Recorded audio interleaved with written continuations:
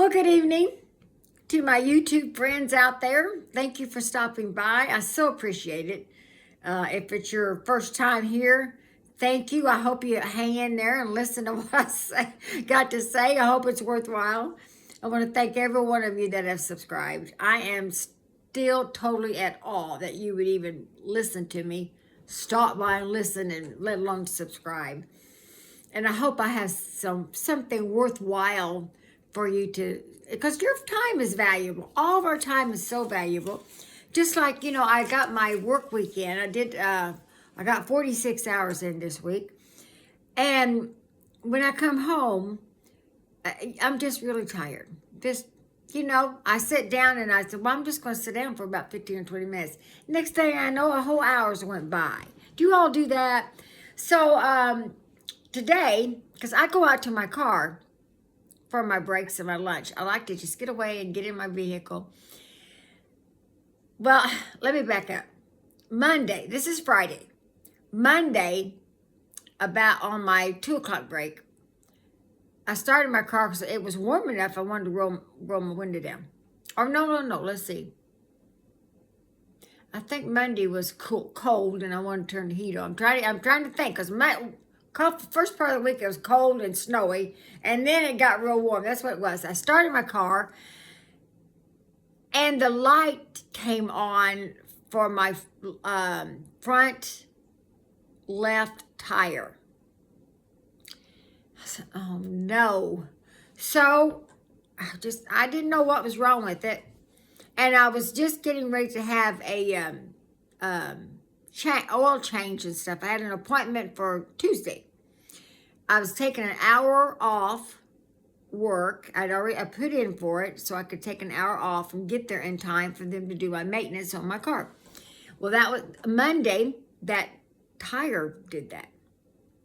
So I got a compressor and I went out there and I tried to read that gauge, and yeah, it was low. So I put air in it.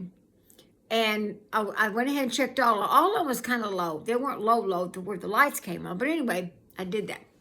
Well, I'm sure your cars are like the same thing. So I had to get out of my garage and go down the road a little bit for that light to go off. It went off. Now, that was Monday. So Tuesday, I work. I take my day off. Get over to the car place. They do the maintenance on my car. But I told them, I said, now, the front left tire, the light came on.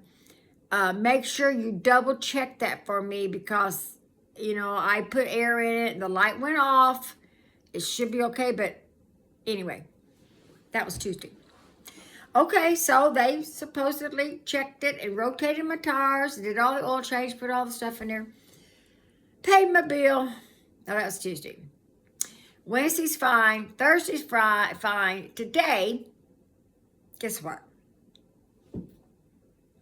On my lunch break, this time it was warm. Started my car, rolled down my window.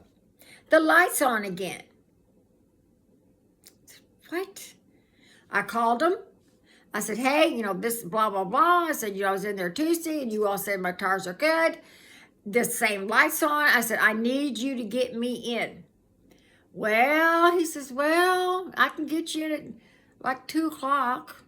I said, I don't get off till 3:30. I can't get over there till 4. It's Friday now, no appointment. So he said, well, there's no guarantee, that I can get you. I said, I've got to have help.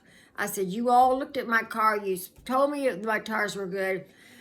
I need help.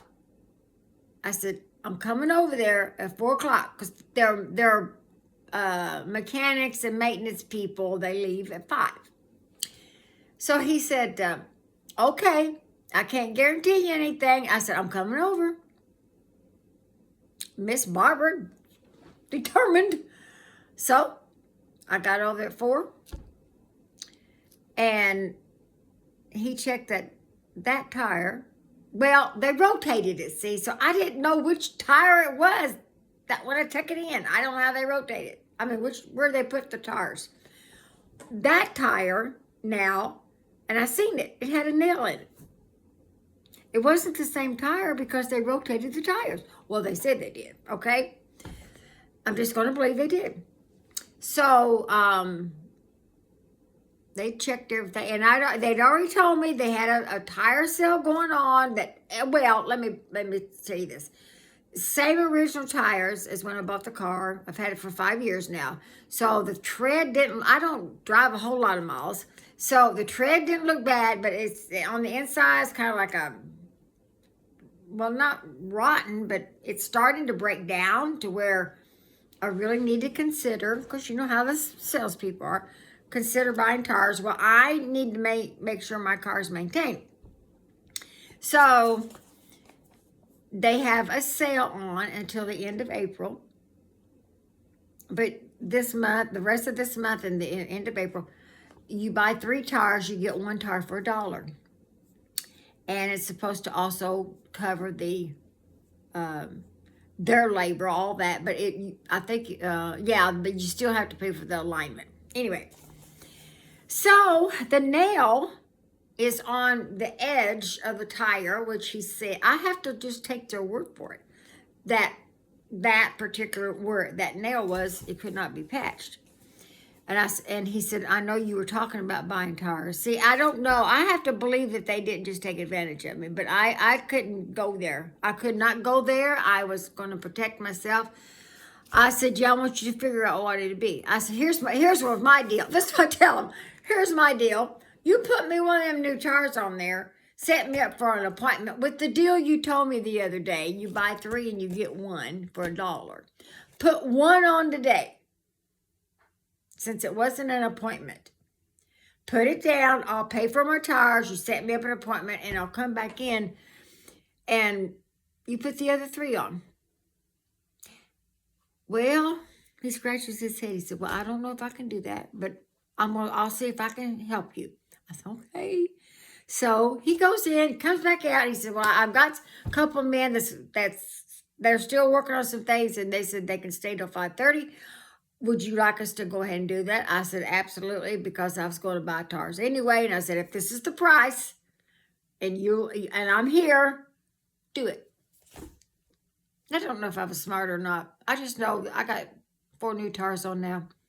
Oh, and not only that, since I bought it there, I've got 2 years that if I get another nail in it, or in any of them, within this 2 years, they will take the tire out, the nail out, if it's fixable, and fix it.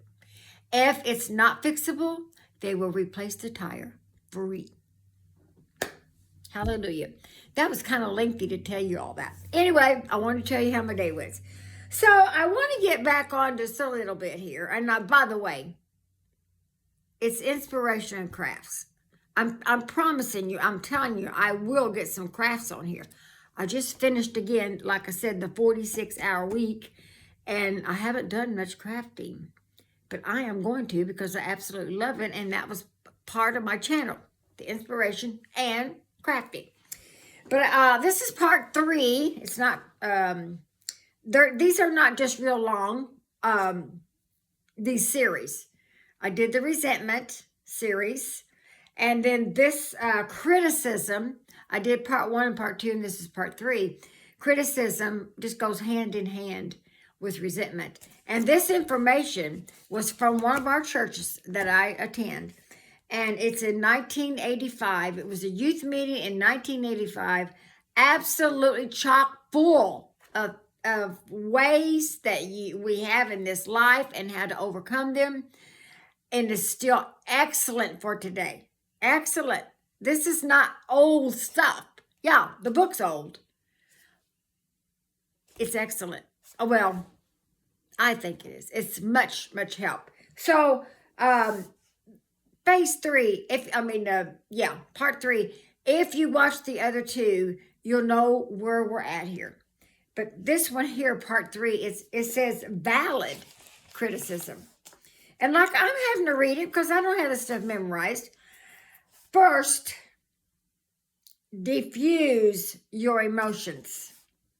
Remind yourself that even though the critic is right, you are still a worthwhile person. Get that. Even though the critic may be right, you are still a worthwhile person. What to say to the critic? If the person is right, don't make excuses. Just agree. If you really know the person's right, don't make excuses. Just agree. And another valuable response is to ask for more information. You know, that's one thing I have learned. It really, the person that may be telling me something, I have tried hard to work on this, and I'm learning as I go. As old as I am, I'm still learning, and I'm so thankful for that. But when I say things like, well, would you help me with this? Or is there anything, what more, how can I handle this? Or how can I change? Do you have any ideas? Or can you lead me in a direction that I will be able to improve on? It works. Helps. It helps me, helps that person, because they're in a tough spot. If they're criticizing you for a valuable criticism, it's tough. It's tough to try to help somebody, and you don't know how they're going to respond. Now, what to do? The smart reaction is to make necessary improvements, right? When the criticism is given unpleasantly, learn to tune it out. Learn to tune out the harsh words and listen for any useful information. That is so hard to do. It can be done. I continually ask the Lord to give me wisdom, give me counsel, and give me understanding. And whoever you use in my life to help benefit me to be a better person and to be a better example. But sometimes things come out harsh, or maybe I am extremely tired, or they're extremely tired, and it comes out harsh. It's hard to take. To sift all through that, get all that sifted through your mind, and get any little nugget that you can that will help you to improve. Then, to listen to any useful information, and then overall, you'll find it easier to make changes if you switch your thoughts from the pain of being wrong to the benefits of improving. This thing has just been so good to me, because where I work, it's a very, very busy place, and we are constantly working. It's not an assembly line, but we do have partners, and we work, and it's a very good company to work for. And but there's people, and there's always something. But if you're involved in the criticism, I hope you're not the one criticizing. And if you're in a place that you need to show that person, if you're in leadership and you have to deal with that,